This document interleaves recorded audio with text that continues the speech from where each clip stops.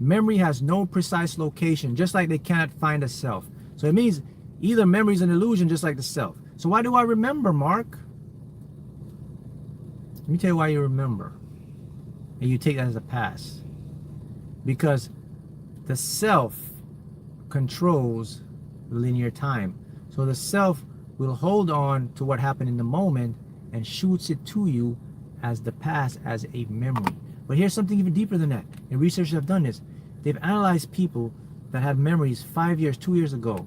And what they realized was the things that they remember, over the time, the brain actually changes it. And how they remember it is not the actual fact. So even your memories lie to you. The thing you remember didn't exactly turn out the same way. It's just your brain doing it. So your brain is a real trickster.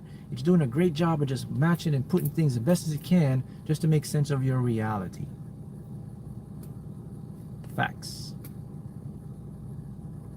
That's not philosophy. That's facts. I know, right? It's crazy, right? This guy's telling me that what I remember last 2 years or 3 years, it didn't happen that way. Nope. Didn't happen that way, my friend. The way you remembered it, your brain lied and put missing pieces in there. Didn't happen the exact way you did. I could prove it to you. Get you and a person, get two persons that experienced the same thing 5 years ago, and ask them how they remembered it. They're gonna remember it a different way, and then you remember it a different way. No two people will ever remember the same thing the exact same way. It's impossible because you have two different brains. So what's the point in all of this, man? The whole point of this, guys, is that your brain plays a grand illusion and a game on you, and you take it too serious, and you're taking things too personally, and you're getting caught up in the 3D world, the matrix.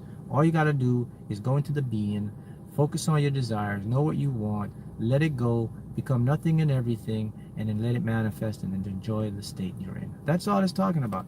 All this stuff we're taking too seriously doesn't even exist.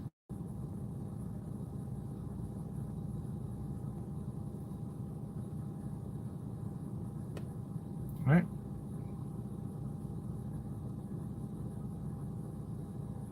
Mark, that is the game we played in school called the Postman Post Office. Yeah.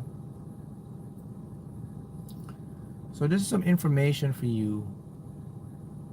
Mark, since I was a little girl, I always think and see myself rich and helping others in this programmed in my subconscious. Yes, that's your destiny. So that's what's called a desire is already pre-programmed in you. So if you're someone that's experiencing that stuff and say, man, you know what, I always see myself doing this, but I don't know how I'm going to do it.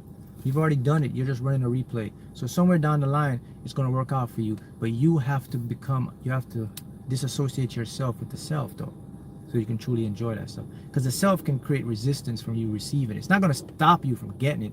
It will slow you down. And the more you slow you down, it's going to create a momentum where you're going to get more frustrated, impatient, and slow you down even more, which seems like it's going to take a long time. And then what happens after that? Some people give up and say, screw this, and they never fulfill their passion and purpose. That's how powerful the self can be if you let it dictate your life.